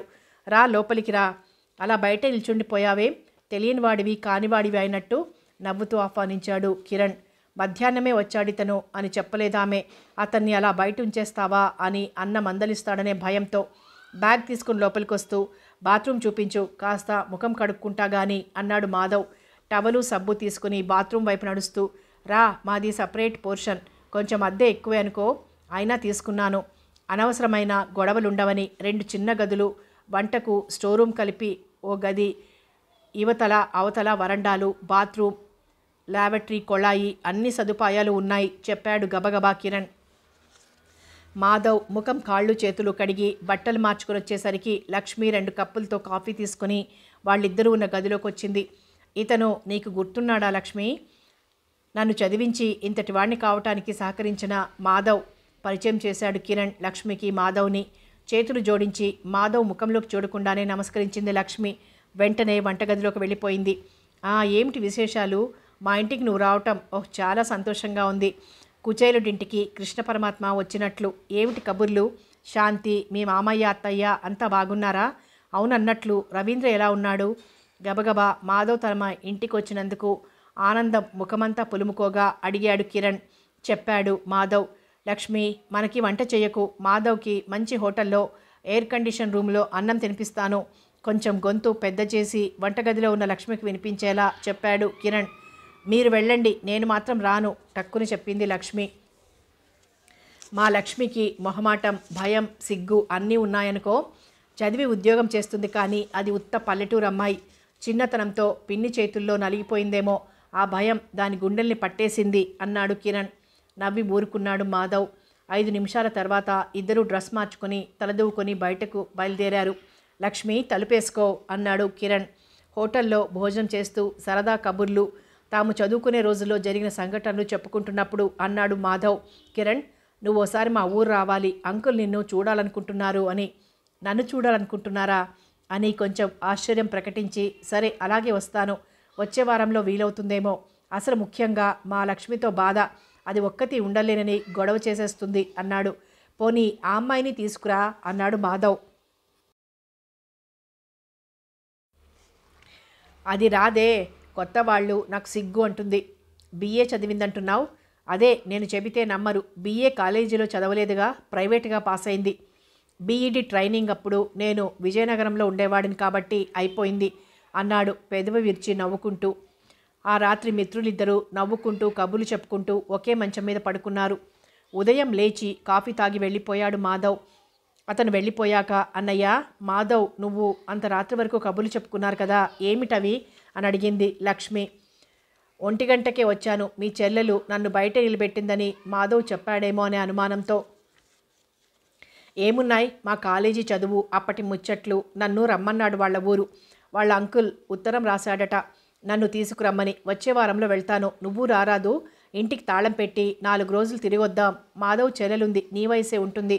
ఆ అమ్మాయి చాలా బాగా పాడుతుంది, వీణ కూడా వాయిస్తుందట, అందంగా ఉంటుందట కూడా. పరిచయం చేసుకుందువు గాని అన్నాడు కిరణ్. నువ్వు వెళ్ళిరా బాబు, నాకు సిగ్గవుతుంది. నిన్ను కదా పిలిచింది. అయినా నన్ను ఒంటరిగా వదిలి ప్రయాణం అయిపోతావు, నాకు భయం అంది గారంగా లక్ష్మి. భయమేమిటి? బామ్మగారుందిగా, తోడు పడుకుంటుంది. నిన్ను తీసుకురమ్మనే చెప్పాడు మాధవ్. నీ పిరికితనం, మొండితనం గురించి చెప్పానతనికి అన్నాడు నవ్వుతూ. సర్లే, గొప్ప పని చేసావు, కానీ వెళ్ళిరా అంది. పలానా రోజున నేను కిరణ్ వస్తున్నాం అని మాధవ్ రాసిన ఉత్తరం చంద్రశేఖరరావు భార్యకు చూపిస్తూ, రేపే వాళ్ళు వస్తున్నారు, ఏదైనా చేయగలవా? సోదమ్మకు కబురు చేద్దామా అన్నాడు. సోదమ్మ ఎందుకులేండి, వాళ్ళకు పెట్టడానికి టిఫిన్ కదా. కాజాలు, కారపూస చేస్తానివాళ. అరటిపళ్ళు, ద్రాక్షపళ్ళు బజార్ నుండి తెప్పించండి చెప్పింది రుక్మిణి. శాంతి చూచాయిగా గ్రహించింది. తల్లిదండ్రుల సంభాషణ కొద్దిగా విన్నది కనుక కిరణ్కి తననివ్వాలనుకుంటున్నారని. కిరణ్ రూపం నెమరువేసుకుంటూ అతని గురించి ఆలోచించసాగింది. అతనికి చెల్లెలు తప్ప అతన్ని ఆదుకుని బాధ్యత తీసుకునే బంధువులు ఎవరూ లేరు. చదివాడు, మంచి ఉద్యోగం ఉంది, అందంగా ఉంటాడు, మంచివాడై ఉంటాడు. అతను మంచివాడు కాకపోతే మాధవ్కి స్నేహితుడు ఎలా అవుతాడు? ఇలా ఆలోచిస్తూ పరధ్యాసగా ఉన్న శాంతిని పిలిస్తే, ఏమిటే శాంతి, పిలిస్తే పలకవు? ఓ పని చెప్తే ఓ పని చేస్తావు. స్టవ్ మీద బంగాళదుంపలు మూకుట్లో పడేశాను, చూడవే అంటే మర్చిపోయావు, మాడిపోయాయి. ఏం ఆలోచిస్తున్నావు? విసుక్కుంది రుక్మిణి. ఆ రాత్రి శాంతికి సరిగ్గా నిద్రపట్టలేదు. తల్లి తండ్రి మాట్లాడుకునే మాటలు ఆమె చెవులకి సన్నగా వినిపిస్తున్నాయి. కిరణ్ ఎలా ఉంటాడు అడిగాడు చంద్రశేఖరరావు. అతను ఆమెను ఆ ప్రశ్న వేయడం ఏ పదోసారో. బాగుంటాడని చెప్పాను కదండి, కుర్రాడు బుద్ధిమంతుడని మన మాధవ్ చెప్పాడు. స్వశక్తి మీద పైకొచ్చినవాడు, ఆస్తి పాస్తులు లేవు. ఆలోచించండి, రేపు చూసి మాట్లాడతారు కదా అంది రుక్మిణి. ఆస్తిదేముందిలే, మనం ఆస్తులు ఇవ్వమా ఏమిటి? అతని చెల్లెలు పెళ్లికుందంటున్నావు, ఉండనియండి. ఏదో సంబంధం ఆ అమ్మాయికి చూసి పెళ్లి చేసేస్తే పోయే. BA/BAD టీచర్గా చేస్తోందట. అబ్బో, అయితే పర్వాలేదు. నాకేమో అన్ని విధాలుగా ఆ సంబంధం చేయటమే మంచిదనిపిస్తుంది. మాధవ్ ఏమంటాడు? అతనికి ఇష్టమయ్యే కదా అతన్ని పిలుచుకొస్తున్నాడు. వాళ్ళు వచ్చేసరికి 1 గంట దాటుతుంది. బహుశా భోజనం చెయ్యరు. టిఫిన్ పెట్టి చూపులు ఏర్పాటు చేద్దాం. బాగుంది, పెళ్లి చూపులని ఆ అబ్బాయిని పిలుచుకొస్తున్నాడా ఏం? మిమ్మల్ని చూడాలని, మీరు రమ్మన్నారని వస్తున్నాడు. ఉంటాడుగా 1-2 రోజులు మన ఇంట్లో, శాంతిని చూస్తాడు. అప్పుడు అతని మాటల్లోకి దింపి మా అమ్మాయిని ఇచ్చి చేస్తాం, అభ్యంతరమా అని అడుగుదాం, లేదంటే మాధవ్ని అడగమందాం, వాడు ఫ్రెండ్ కనుక మొహమాటం ఉండదు. అవును అలా చేద్దాం. శాంతి ఉద్దేశం ఎలా ఉందంటావు? అది కనుక్కుందాం. అంతవరకు శ్రద్ధగా వింది శాంతి. ఆ తర్వాత ఏవో మాటలు 7-8 నిమిషాలు వినిపించాయి. కట్న కానుకలు, పెళ్లి జరిపించటాలు. తర్వాత నిశ్శబ్దమైపోయింది. ఆ రాత్రి శాంతికి కమ్మని కలలు. తనకు కిరణ్కు పెళ్ళైనట్లు, తామిద్దరూ మైసూర్ బృందావన్ గార్డెన్లో ఐస్ ఫ్రూట్ తింటూ కబుర్లు చెప్పుకుంటున్నట్లు, బోటు షికారు చేసినట్లు. అప్పుడప్పుడు తామిద్దరి మధ్య మాధవ్, ఏమిటి శాంతి లే, 8 గంటలవుతోంది, ఈ మొద్దు నిద్ర ఏమిటి అని రుక్మిణి వీపు తట్టి పిలిచే వరకు ఆమెకు మెలకు రాలేదు. ఇవాళ అమ్మ ఆనందానికి హడావుడికి అవధులుండవు అని సన్నగా నవ్వుకుంటూ లేచింది శాంతి. ముఖం కడిగి తువాల్తో తుడుచుకుంటున్న శాంతికి కాఫీ అందిస్తూ, చూడు ఇవాళ రోజంతా నీట్గా తయారై ఉండాలి, వాళ్ళు ఎప్పుడొస్తారో ఏమో అంది రుక్మిణి. చాలే అమ్మా, కిరణ్ని నేను చూశాను, అతను నన్ను చూసుంటాడు. అయినా పెళ్లి చూపులకి ఆడపిల్ల అలంకరించుకొని ఒక భోగ వస్తువుగా అతని ఎదుట కూర్చోవడం నాకు ఇష్టం ఉండదు అంది శాంతి ముఖం చిట్లించుకుంటూ. బావుంది, అయితే అతని ఎదురు కూర్చోవేమిటి? నిస్సహాయంగా శాంతి వైపు చూస్తూ అడిగింది రుక్మిణి. ఆహా, నేను కూర్చోను. ఇంట్లో తిరుగుతుంటే అతను నన్ను చూడడేమిటి? మరి నువ్వు అతన్ని చూడటమో? అక్కర్లేదులే విసుగ్గా అంది శాంతి. అయితే నీకు ఇష్టం లేదా? అలాంటప్పుడు నాన్నగారి చేత ఉత్తరం ఎందుకు రాయించావే? నేను ఉత్తరం రాయించానా? కాదు, నాన్నగారు ఉత్తరం రాయడం నీకు తెలుసుగా. కానీ అమ్మా, ఇప్పుడు పోయిందేముంది? అన్ని విధాలా ఆ సంబంధం బాగుందనుకుంటే నువ్వు ఇలా అంటున్నావు, విచారం వ్యక్తం చేసింది రుక్మిణి. నేనేమి అనటం లేదు, నువ్వేం బెంగపడకు, వెళ్ళి పని చూసుకో నవ్వేసింది శాంతి. నీకు మనస్ఫూర్తిగా ఇష్టమైతేనే చేస్తాం, లేకపోతే మరో సంబంధం. మొహమాట పడకు శాంతి, అతన్ని చూడు, సరే అంటే మిగతా విషయాలు మాట్లాడతాను, లేకపోతే గెస్ట్గానే వస్తున్నాడుగా, అలానే వెళ్ళిపోతాడు అన్నాడు చంద్రశేఖరరావు పక్క గదిలోంచి. ఈ సంభాషణ విన్న తర్వాత శాంతి దగ్గరికి వస్తూ, అలాగే డాడీ అనేసింది శాంతి బిడియంగా తల వంచుకొని నెమ్మదిగా. రుక్మిణి ఎంత పోరినా శాంతి నగలు, మంచి చీర ఏమీ లేకుండా చాలా సింపుల్గా తయారైంది. చెవులకు రింగులు, మెడలో సన్నటి గొలుసు, చేతులకు 2 బంగారు గాజులు, గులాబీ రంగులో చిన్న చిన్న పూల పాలిస్టర్ చీర, అదే కలర్ జాకెట్, తలలో ఓ గులాబీ పువ్వు. ఇది ఆమె ముస్తాబు. ఎర్రరాళ్ల దుద్దులు, జూకాలు చెవులకు పెట్టుకోమని, ఫారెన్ ఐలెక్స్ చీర కట్టుకోమని, మెడలో పగడాల నెక్లెస్ పెట్టుకోమని, చేతికి రాళ్ల గాజులు, వాచి తొడగమని నెమ్మదిగా ఓసారి చెప్పి, ఓ మారు శాసించి, మళ్ళీ మందలించి, తన మాట శాంతి ఖాతరు చేయకపోయేసరికి పిల్లకు గారం చేసి నెత్తికెక్కించుకున్నాక అనుభవించక తప్పుతుందా అనుకొని మౌనంగా ఉండిపోయింది రుక్మిణి. వాళ్ళొకవేళ భోజనానికి వస్తారేమో, వంట సాయానికి సోదమ్మను పిలుస్తావా అడిగాడు చంద్రశేఖరరావు వంకాయల బుట్ట ముందేసుకొని చిన్న కాయలు పుచ్చులు ఏరుతున్న రుక్మిణి దగ్గరికి వస్తూ.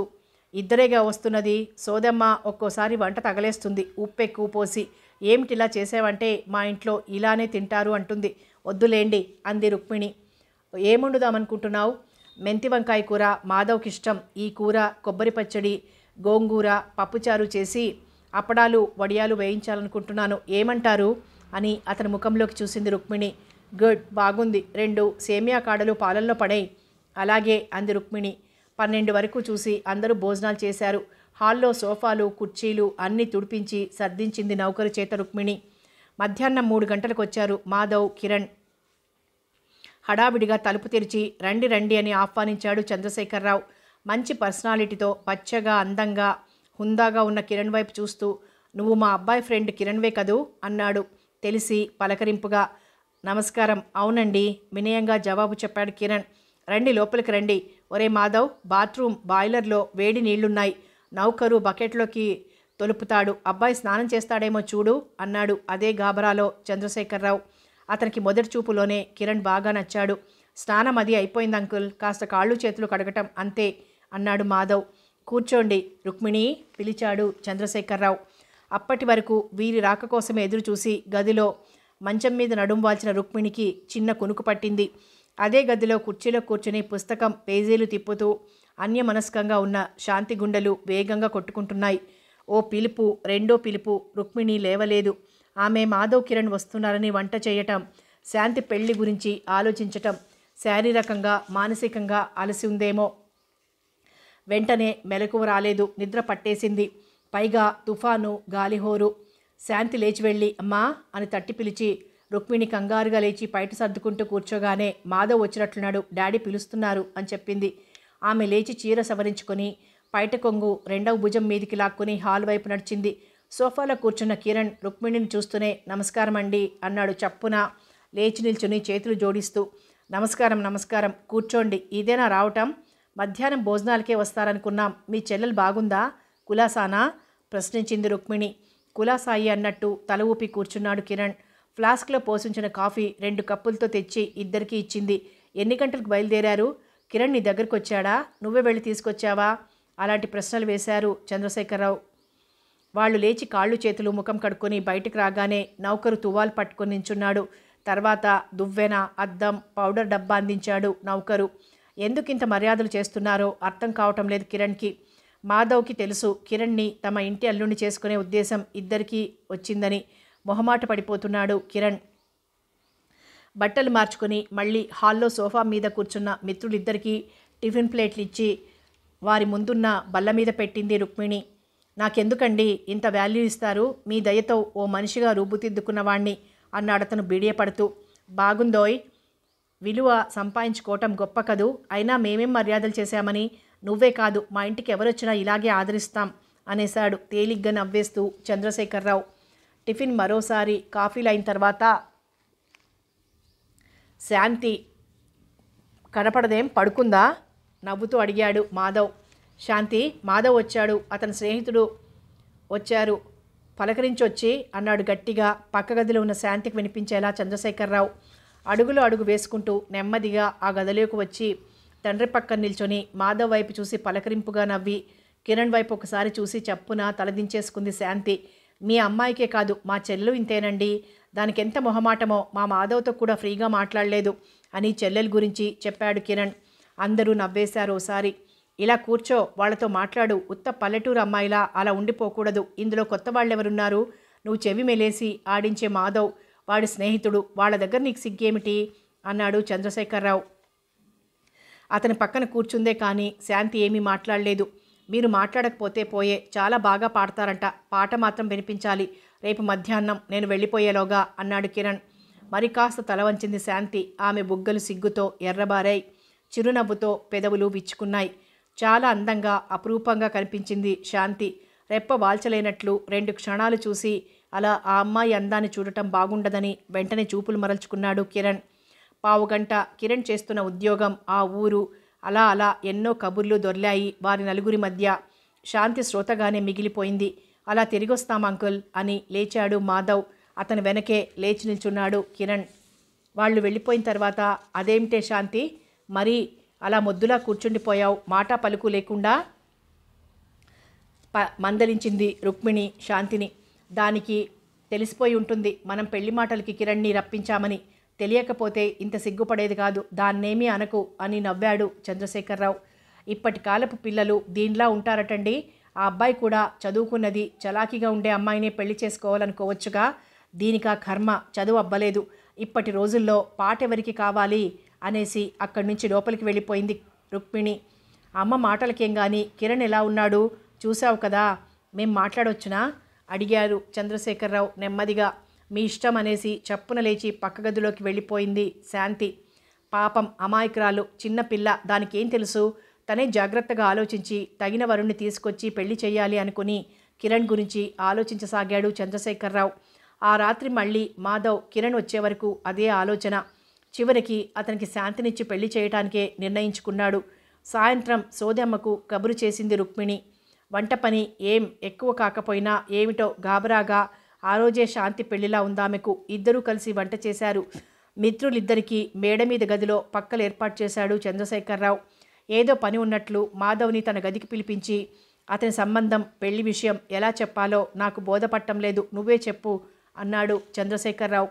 సాయంత్రం ఇద్దరం పార్కులో పాటలు వింటూ కూర్చున్నప్పుడు అడిగాను, మంచి సంబంధం ఉంది, పెళ్లి చేసుకుంటావా అని. చెల్లెలు పెళ్లి తర్వాత తన పెళ్లి అన్నాడు. అప్పుడు నచ్చజెప్పాను. ముందు నువ్వు పెళ్లి చేసుకుంటే నీకు అత్తవారి సాయం ఉంటుంది, లక్ష్మి పెళ్లి చేయగలుగుతావు. మీ వాళ్ళు ఉన్నారంటే నీకు వాళ్ళకి సంబంధ బాంధవ్యాలు లేవంటున్నావు. నువ్వొక్కడివి ఏం చేసేస్తావురా పెళ్ళి అని. వాడికి నా సలహా నచ్చినట్లే ఉంది. రేపు మన శాంతినిచ్చే ఉద్దేశం ఉందని చెప్పమంటారా అడిగాడు మాధవ్. మాధవ్ వ్యవహార జ్ఞానానికి సంతోషించాడు చంద్రశేఖరరావు. రుక్మిణిని పిలిపించి మాధవ్ కిరణ్కి చెప్పానన్న మాటలు నెమ్మదిగా గబగబా చెప్పి, మనవాడు రేపు చెబుతానంటున్నాడు, శాంతిని అతనికిచ్చే ఉద్దేశం మనకుందని. ఏమంటావు? ఫైనల్గా ఏం ఆలోచించావు? అతనికి శాంతినిచ్చి పెళ్లి చేస్తే బాగానే ఉంటుందని అనుకుంటున్నాను నేను అన్నాడు చంద్రశేఖరరావు. అబ్బాయి ముచ్చటగా వినయంగా ఉన్నాడు, బాగుంటుంది అంది రుక్మిణి. శాంతిని పిలిచాడు మాధవ్. అమ్మా, నాన్నగారు కిరణ్ని ఇష్టపడ్డారు, మరి నువ్వేమంటావు అడిగాడు. చిపో, నన్నడుగుతావేం అని సిగ్గుపడింది శాంతి. చెప్పమ్మా, నూరేళ్ల జీవితం పంచుకోబోయే వ్యక్తిని మనస్ఫూర్తిగా ఇష్టమవుతేనే సరే అనాలి, లేకపోతే వద్దు. మేమంతా కిరణ్ బాగున్నాడని అనుకోవటం కాదు, నువ్వనుకోవాలి అన్నారు చంద్రశేఖరరావు శాంతి తల ఆప్యాయంగా నిమురుతూ. మౌనంగా ఉండిపోయింది శాంతి. టైం ఇవ్వండి అంకుల్ అన్నాడు మాధవ్. సరే అని అక్కడి నుంచి వెళ్ళిపోయింది శాంతి. మర్నాటి ఉదయం ఎటూ వెళ్ళలేదు మాధవ్. కిరణ్ 2-3 సార్లు అలా వెళ్ళొద్దామా అన్నా, వద్దురా, బద్ధకంగా ఉంది, ఉండు క్యారం బోర్డు ఆడుకుందాం అని బలవంతాన శాంతిని లాక్కొచ్చి క్యారం బోర్డు ముందు కూర్చోబెట్టాడు. అంతేకాదు, మీరిద్దరూ ఆడండి, నేను ప్రేక్షకుణ్ణి అన్నాడు. ముందు ఏమిటి మాధవ్ నువ్వు మరీను అని విసుక్కున్న తర్వాత అంగీకరించింది శాంతి. మాధవ్ ప్రేక్షకుడిగానే ఉండిపోయాడు. 12 అవుతోంది, వచ్చి భోజనాలు చేయండి అని రుక్మిణి పిలిచే వరకు ఎవ్వరూ కదల్లేదు. కిరణ్ లేవబోతే ఆకలేస్తుందేమిట్రా అన్నాడు మాధవ్. 4 సార్లు ఓడిపోయారుగా, మళ్ళీ ఓడిపోతానని భయం అనేసింది శాంతి చప్పున, పెదాల చాటున నవ్వుకుంటూ. కిరణ్ ఒక్క గేమ్ కూడా చేయలేకపోయాడు. తను చిన్నగా నవ్వేసి, విసుగ్గా ఉందిరా బ్రదర్, పద పోదాం అన్నాడు కిరణ్. ముగ్గురు ఒకరి వెనక ఒకరు మేడమెట్లు దిగొచ్చారు. చల్లని నీళ్లతో ముఖం కడుక్కొని తువాల్తో తుడుచుకొని భోజనాల గదిలోకి వెళ్లారు మాధవ్, కిరణ్. అప్పటికే చంద్రశేఖరరావు టేబుల్ ముందు కుర్చీలో కూర్చున్నాడు. 4 పళ్ళాళ్లలో వడ్డన చేసింది రుక్మిణి. నేతి గిన్నె పట్టుకొచ్చింది సోదమ్మ. మాధవ్ వెనక వచ్చే అబ్బాయి వైపు కళ్ళు పెద్దవి చేసుకొని చూస్తూ, శాంతి నువ్వు కూడా వచ్చేయమ్మా పిలిచారు చంద్రశేఖరరావు. తర్వాత అమ్మతో తింటాలే డాడీ అంది శాంతి అవతల వరండాలోంచే. వడ్డించేశాను, చల్లారిపోతుందిరా పిలిచింది రుక్మిణి. రాక తప్పలేదు శాంతికి. శాంతి సరిగ్గా భోజనం చేయలేకపోయింది ఎందుకో. కిరణ్ మామూలుగా మాట్లాడుతూ, మీ అమ్మాయి క్యారమ్స్లో ఎక్స్పర్ట్ అండి అన్నాడు. గలగలా నవ్వాడు మాధవ్. అతను గమనించాడు. బోర్డుపైన ఉన్న కాయిన్స్ వైపు చూస్తూ తల వంచి మౌనంగా కూర్చున్న శాంతిపైనే నిలవేసి అతని చూపులు అతని మనసు వశం తప్పిన ఆటలని. లేకపోతే తానెప్పుడూ కిరణ్ని క్యారమ్స్ ఆటలో ఓడించలేదు. దాని మొహం సరదాకి పొరుగింటి పిల్లల దగ్గర నేర్చుకున్న ఆటక దానిది. కాలేజీలో ప్రైజులు కొట్టే ఆట నీది అని నవ్వారు చంద్రశేఖరరావు. నిజమే, తనకు చాలాసార్లు క్యారమ్స్ ఆటలో ఫస్ట్ ప్రైజు, సెకండ్ ప్రైజులు వచ్చాయి. ఇవాళ ఉత్త చాతకాని వాడైపోయాడెందుకు? మాధవ్ తనని ఆట పట్టిస్తాడనుకొని నవ్వుతూ తన మొహంలోకి చిలిపిగా చూసే మాధవ్ వైపు చూశాడు. అతనికి మూడ్ లేదు, ఈ మాధవే బలవంతంగా మా చేత ఆడించాడు అంది శాంతి మాధవ్ వైపు చిరుకోపం ప్రదర్శిస్తూ. నిజం శాంతి, నా మూడ్ బాగోలేదు అన్నాడు కిరణ్. అతను శాంతి అని పిలవటంలో ఏదో తీయదనం తోచింది శాంతికి. మీ చెల్లెలు ఏం చేస్తుంది, ఏం చదివింది, పేరేమిటి, గోత్రమేమిటి ప్రశ్నించారు చంద్రశేఖరరావు గారు హాల్లో ఒక్కప్పుడు నములుతూ. సోఫాలో చేరబడి కూర్చొని తన ఎదుట మడత కుర్చీలో కూర్చున్న కిరణ్ని అన్నీ చెప్పి, గోత్రం తెలియదండి అని ఇంటి పేరు చెప్పాడు. శర్మగారిని అడిగితే మీ ఇంటి పేరు ఏ గోత్రమో చెప్పేస్తాళ్లే. జన్మ నక్షత్రం మళ్ళీ ప్రశ్నించాడు. రేవతి అనుకుంటాను. తెలియదండి, మా నాన్నగారికే మా జన్మ నక్షత్రాలు తెలుసు, ఆయన పోయారు అన్నాడు కిరణ్ కొంచెం సిగ్గుపడుతూ. పోనీ నీ జన్మ నక్షత్రం ఏమిటో తెలుసా? తెలియదన్నట్లు తల ఊపాడు కిరణ్. సరి, మా శర్మగారికి కబుర్ చేసి మీ చెల్లెలికి ఏదన్నా సాంప్రదాయమైన సంబంధం చూడమంటాను. అమ్మాయి ఎలా ఉంటుంది, వయసెంత అడిగాడు చంద్రశేఖరరావు. నా కనులకు మా చెల్లెలు చాలా అందమైన అమ్మాయి, మాధవ్ చూశాడు అని మాధవ్ వైపు తల తిప్పి, మా చెల్లెలు ఎలా ఉంటుందిరా అడిగాడు కిరణ్. బాగుంది నీ ప్రశ్న అని నవ్వి, బాగానే ఉంటుంది అంకుల్ అన్నాడు మాధవ్. మేం వస్తామోయ్ ఒకసారి మీ ఇంటికి. మీ చెల్లెలకి సంబంధం శర్మగారికి కబుర్ చేసి చూడమంటాను. ఆయన దగ్గర పెళ్లి కావాల్సిన అమ్మాయిలు అబ్బాయిల లిస్ట్ ఉంటుంది అన్నారు చంద్రశేఖరరావు నవ్వుతూ. చాలా సంతోషమండి, తప్పక రండి, మా చెల్లెల విషయంలో శ్రద్ధ తీసుకుంటున్నారు అన్నాడు కిరణ్. శ్రమదేముంది, మా పిల్లలకి చూస్తున్నాంగా సంబంధాలు అని నవ్వేశారు చంద్రశేఖరరావు. కాసేపు విశ్రాంతి తర్వాత ప్రయాణమయ్యారు మిత్రులు. కనుక్కో, వివరాలు రాయి అన్నట్లు సైగ చేశాడు మాధవ్కి చంద్రశేఖరరావు. అలాగే అన్నట్లు తల ఊపి, వెళ్ళి ఉత్తరం రాస్తానంకుల్ అన్నాడు మాధవ్. మాధవ్ దగ్గర నుంచి వచ్చిన ఉత్తరం పంక్తుల వెంట చంద్రశేఖరరావు చూపులు పరిగెత్తాయి. మళ్ళీ మరోసారి చదివి రుక్మిణి పిలిచాడు. ఏమిటండి ఉత్తరమా? మాధవ్ రాశాడా? ఏమని రాశాడు? ఆతృతగా అడుగుతూ అతని పక్కన వచ్చి నిల్చుంది రుక్మిణి. గాబరా పడకు, చదువుతాను విను అని ఇలా చదవటం ప్రారంభించారు చంద్రశేఖరరావు. డియర్ అంకుల్, నమస్తే. మీ మాట ప్రకారం కిరణ్ మా శాంతిని పెళ్లి చేసుకుంటావా అని అడిగేసరికి వాడి ముఖం ఆశ్చర్యంతో ఆనందంతో వెలిగింది. వెంటనే సర్దుకుని అన్నాడు, నేనంత ఆశపోతును కాదురా, నన్నెందుకలా పరీక్షిస్తావు అన్నాడు. పరీక్ష కాదు, నిజం. నీకు శాంతిని ఇవ్వాలని మామయ్య అత్తయ్య ఉద్దేశం. నీ అభిప్రాయం కనుక్కోమన్నారు. అడిగాను, చెప్పు నీకిష్టమేనా అని అడిగాను. నిజమా నిజమా అని 2-3 సార్లు ప్రశ్నించిన తర్వాత నేను చాలా అదృష్టవంతుణ్ణి అన్నాడు. తర్వాత అంతా మీ ఇష్ట ప్రకారమే. అతనికి తల్లిదండ్రులు కూడా మీరే అయ్యి పెళ్లి జరిపించమన్నాడు. శాంతి అదృష్టవంతురాలు మామయ్య. కిరణ్ లాంటి అల్లుడు దొరకడం మన అదృష్టం కూడా. లక్ష్మికి సంబంధం చూడండి. 2 పెళ్లిళ్ళు ఒకేసారి జరిపించవచ్చు. మిమ్మల్ని నాన్నగారు అని, అత్తయ్యని అమ్మగారు అని పిలవాలని చాలా కాలంగా అనుకుంటున్నాను. మీకు అభ్యంతరం లేకపోతే అలా పిలుస్తాను. నా కోరిక మన్నించండి మామయ్య. శాంతిని అడిగానని, అత్తయ్యకు నమస్కారాలని చెప్పండి. మీరు మంచి రోజు చూసుకుని ఇక్కడికి వస్తే మనం కలిసి వెళ్దాం. నేను క్షేమం, మీ క్షేమం జవాబు రాయండి. ఇట్లు మాధవ్. మాధవ్ తెలివైనవాడు. నిమిషంలో సంబంధం కుదిర్చేశాడు. మాధవ్ని మెచ్చుకొని నన్ను అమ్మ అని పిలుస్తానంటున్నాడు. పిచ్చి పిల్లాడు. అలాగే పిలవమని రాయండి. మీరు మాత్రం పెంచి పెద్ద చేసి విద్యాబుద్ధులు చెప్పించి ప్రయోజకుణ్ణి చేశారు. నాన్న అని పిలిపించుకోండి అంది రుక్మిణి. అలాగే కానీ అన్నాడు చంద్రశేఖరరావు. శాంతికింట్లో సోదెమ్మను సాయం ఉంచి వెళ్తూ, శాంతి, నీకు కిరణ్ నచ్చాడు కదమ్మా, సంబంధం సెటిల్ చేసుకోవటానికి వెళ్తున్నాం, ఏమంటావు అని అడిగింది రుక్మిణి శాంతిని. మీ ఇష్టమమ్మా అంది శాంతి. అది కాదు, నీకు ఇష్టం అవ్వాలి. నువ్వు సరే అంటేనే వెళ్తాం. ఎన్నిసార్లు చెప్పాలేం? సరే అంది శాంతి నవ్వుకుంటూ. ఇల్లు జాగ్రత్త, సోదెమ్మ మన ఇంట్లోనే ఉండిపోతుంది మేం వచ్చే వరకు అని చెప్పి సోదెమ్మకు జాగ్రత్తలు చెప్పి బయలుదేరారు దంపతులు. అన్నయ్యకు పిల్లనిస్తామని, ఆ రోజు పెళ్లివారు వస్తున్నారని, ఆ రోజు తమ ఇంట్లో పెద్ద దిక్కుగా మీరుండాలని పొరుగింటి బామ్మగారిని పిలిచింది లక్ష్మి. ఆమె కొడుకు కోడలు 2 మనమలు ఉన్నారు. అయితే వాళ్ళు కాశ్మీర్లో ఉన్నారు. ఇక్కడ స్వంత ఇల్లు 2 వాటాలు అద్దెకిచ్చి ఓ వాటాలో తనుంటుందావిడ. ఆవిడ సంతోషంగా అంగీకరించింది. మాధవ్, చంద్రశేఖరరావు, రుక్మిణి ముగ్గురు వచ్చారు.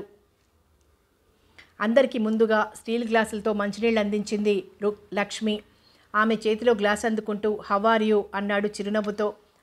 బాగున్నానండి, మీరు అంది లక్ష్మి చిరునవ్వుతో. బాగున్నాను వెక్కిరించినట్లు అన్నాడు మాధవ్.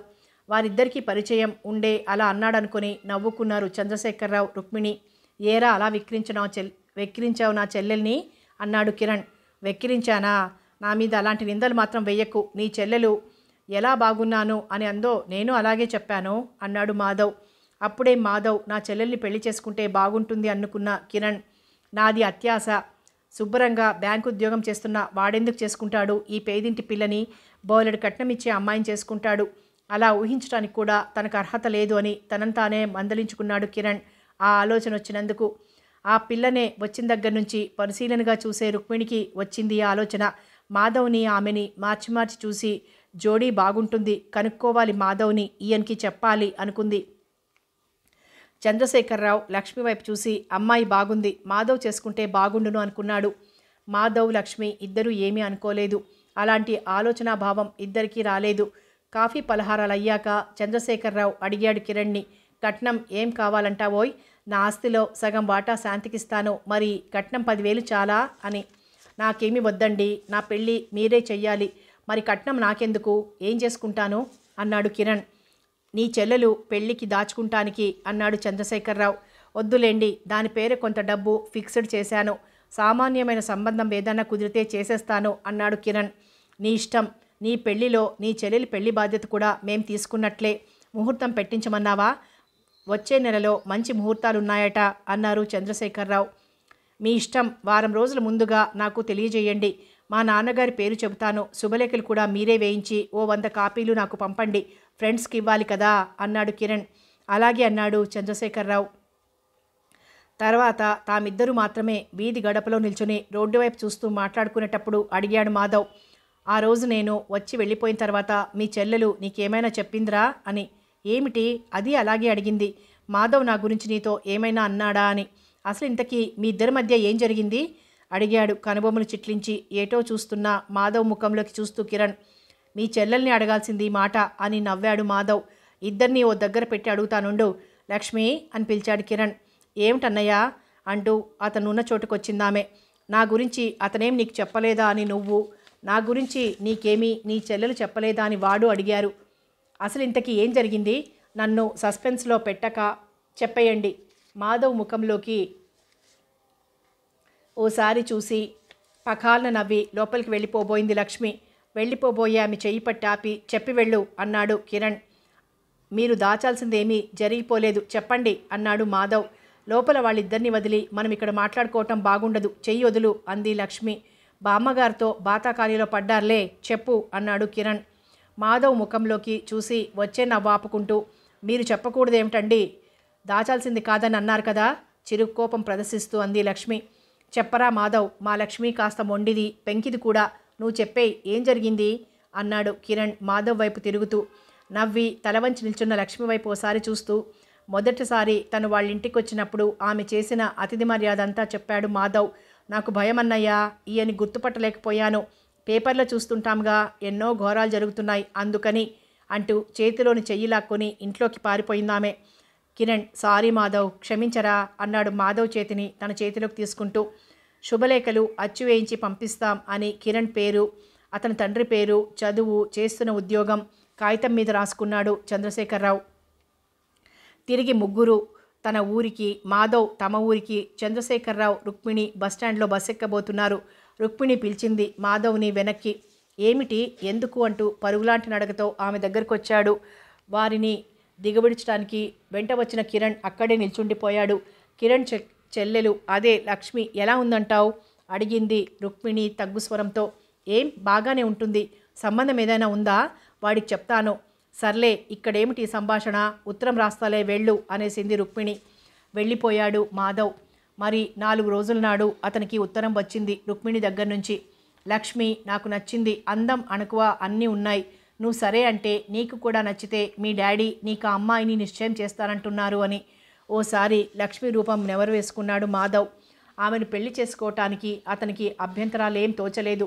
సరే, మీ ఇష్టం వచ్చినట్టు జరిపించండి అని జవాబు రాసి పడేశాడు. రుక్మిణి మీ డాడీ అని రాసినందుకేమో ఆనందమైంది అతనికి.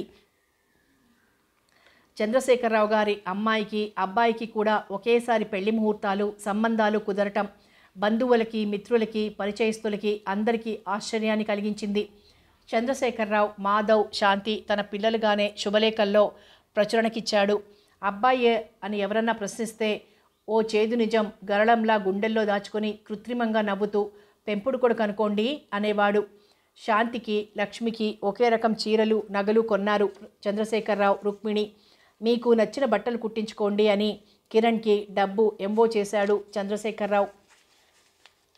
ఆ ఊరి వేణుగోపాలస్వామి ఆలయంలో పెళ్లిళ్లు వైభవంగా జరిగిపోయాయి. చంద్రశేఖరరావు స్వయంగా వెళ్ళి పిలిచిన వరలక్ష్మి భర్త పెళ్లికి రాలేదు. రామకృష్ణ వచ్చాడు. ఎంకులు, ముత్యం వచ్చారు. బాగున్నారు శాంతమ్మ గారు, మీరు అదృష్టవంతులు అంది ముత్యం శాంతి దగ్గర నెమ్మదిగా. ముసిముసిగా నవ్వుకుంది శాంతి. నూతన వధూవరులు పాదాభివందనం చేస్తుంటే చంద్రశేఖరరావు కళ్ళ నుంచి 2 బాష్ప బిందువులు చెంపల మీదికి జారాయి. అతనికి సీతి గుర్తుకొచ్చింది. మాధవ్ ముఖంలోకి చూశాడు. రంగు సీతిది, రూపం తనదే. పోలికలు బరువుగా ఊపిరి పీల్చి వదిలాడు. తన బాధ్యత సక్రమంగా నెరవేర్చానని కాబోలు. కిరణ్, ఓ చేదు నిజం నా గుండెల్ని మండిస్తోంది. పెళ్లికి ముందే చెప్పాలనుకున్నాను, వీలవలేదు. ఇప్పుడైనా మీ ఇష్ట ప్రకారం చెయ్యొచ్చు. నన్ను అని అతని మంచం అంచున కూర్చున్న శాంతి అతని ముఖంలోకి చూసి వెంటనే చూపులు వాల్చుకుని ఆగింది. వెల్లకిలా పడుకున్నవాడల్లా లేచి కూర్చొని ఆమె చేతిని తన చేతిలోకి తీసుకుంటూ, మాధవ్ చెప్పాడులేవోయ్ ఆ రోగ్ గురించి, నువ్వు మరేం చెప్పక్కర్లే. జరిగిపోయిన ఆ సంఘటనలు మరి గుర్తుకు తెచ్చుకోకు పిచ్చి శాంతి అన్నాడు వంగి ఆమె తల మీద ముద్దు పెట్టుకుంటూ. మీరు చాలా మంచివారు అంది శాంతి. ఒక్కొక్కరి జీవితాల్లో చెప్పుకోలేని కొన్ని చేదు నిజాలు ఉంటాయి. అలా అని గుండెల్లో సమాధి చేసేయటమే, అంతే, ఎవరికీ చెప్పనవసరం లేదిక అన్నాడు కిరణ్. సమాప్తం. చేదు నిజం నవల సమాప్తం. మరో మంచి నవలతో మళ్ళీ కలుద్దాం.